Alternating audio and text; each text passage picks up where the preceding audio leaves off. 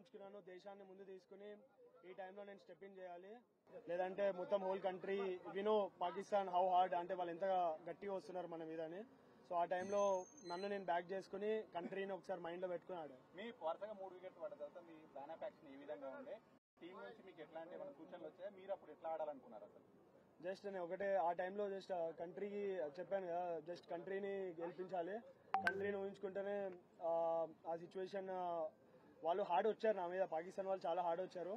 But ఆ టైంలో నేను కామ్గా ఉన్నా, జస్ట్ గెలిపిస్తే ఎవ్రీథింగ్ విల్ బి ఓకే, అంటే గెలిపిస్తే అన్ని సెట్ అయిపోతాయి. సో మైండ్ లో ఒకటే ఉండే, just I want to win my country. So మొదటి నుంచి కూడా మ్యాచ్ లో పాకిస్తాన్ ప్లేయర్స్ మన ఇండియా ప్లేయర్స్ ని కామెంట్ చేస్తూనే ఉన్నారు, ఆడియన్స్ కావచ్చు. అందులో దీనికి సంబంధించి ఏం చెప్తారు? ఈ మ్యాచ్ ద్వారా సమాధానం అనుకోవచ్చా స్లెడ్జింగ్ పైన? అఫ్ కోర్స్ పాకిస్తాన్ అంటే ఈ మన ఆపరేషన్ సింధూర్ తర్వాత ఇంకా చాలా హార్డ్గా వచ్చారు వాళ్ళు మా మీద. మేము ఆడేది game, it's just a sport. So ఆ టైంలో ఎమోషన్స్ తీసుకుని ఆడితే స్పోర్ట్ ఆడలేము. సో ఆ టైంలో నేను కామ్గా ఉండి ఐఎమ్ సో పేషెన్స్, చాలా అన్నారు, చాలా విధంగా చాలా చెప్పారు. బట్ కెమెరా ముందు అవన్నీ నేను ఇప్పుడు చెప్పలేను. బట్ ఆ టైంలో నేను కామ్గా ఉండి రిజర్వ్ ఉండి ఐ నో ఓన్లీ బ్యాట్ తోనే మనం గెలిపిస్తే ఎవ్రీథింగ్ విల్ బి అంతా ఇంకా కామ్గా అయిపోతారు వాళ్ళు.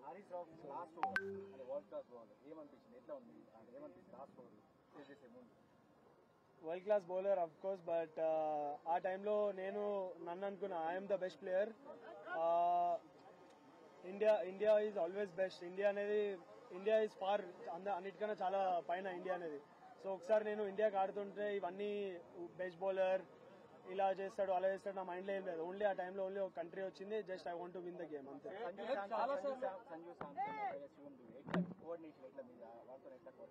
వాళ్ళ మధ్య మంచి పార్ట్నర్షిప్ వచ్చింది. ఆ టైంలో నేను చెప్పా ఏమైనా ప్రెషర్ ఉంటే నేను అబ్జర్వ్ చేసుకుంటాను, బట్ మీరు ఒక ఎండ్ నుంచి జస్ట్ స్ట్రైక్ రొటేట్ చేయండి, నెక్స్ట్ వేరే ఎండ్ లో ఏం ప్రెషర్ లేకుండా నేను క్యారీ చేస్తాను వికెట్ ని అని చెప్పి సంజుని చెప్పాను. సంజు కూడా చాలా క్యామియో చాలా ఇంపార్టెంట్ ఆ టీమ్ కి ఆ టైంలో. నెక్స్ట్ దూబే వచ్చాడు. దూబే వాజ్ స్లైట్లీ కొద్దిగా ప్రెషర్ లో ఉండే స్టార్టింగ్ లో, తర్వాత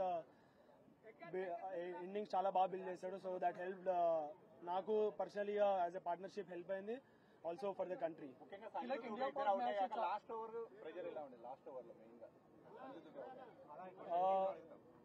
సారీ, నేను ఆల్రెడీ దుబేకి చెప్తా ఉన్నాను. సో ఒక ఎండ్ నువ్వు ఆడుతా ఉండు, వేరే ఎండ్ నుంచి నేను కవర్ చేస్తానని చెప్పి దుబే కన్నా. బట్ దుబే అవుట్ అయ్యాడు, బట్ నేను స్టార్టింగ్ నుంచే కాన్ఫిడెంట్ ఉండే I will finish the game అని. So yeah, by God grace I have done it. India Pak match ఇదేం కొత్త కాదు, చాలా సార్లు మనం వైరల్ ఉన్నప్పుడు చూసాం. కానీ ఈసారి చాలా సైన్స్ చూసాం, ఫ్లైట్ పడిపోయినట్టు కానీ, మిజైల్స్ వచ్చినట్టు కానీ, ఈవెన్ దానికి అపోజిట్ రియాక్షన్స్ కూడా మన టీమ్ ఇండియన్ ప్లేయర్స్ నుంచి చూసాం. సో ఇదంతా ఎట్లా ఉండేది? ఇదేమన్నా మీకు ప్రెజర్ క్రియేట్ చేసిందా, లేకపోతే ఆటను గేమ్ ఏమైనా డిస్టర్బ్ చేసిందా? ముందు వాళ్ళే స్టార్ట్ చేశారు పాకిస్తాన్ నుంచి.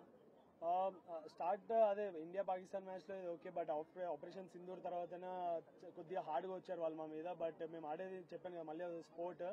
సో స్పోర్ట్ ని ఎమోషన్స్ తో కనెక్ట్ చేసి ఆడితే అవ్వదు. సో జస్ట్ నేను స్పోర్ట్ ని ఏ విధంగా ఆడాలో ఆ విధంగా స్పోర్ట్ లో ఆడి we have replied in a good way to them.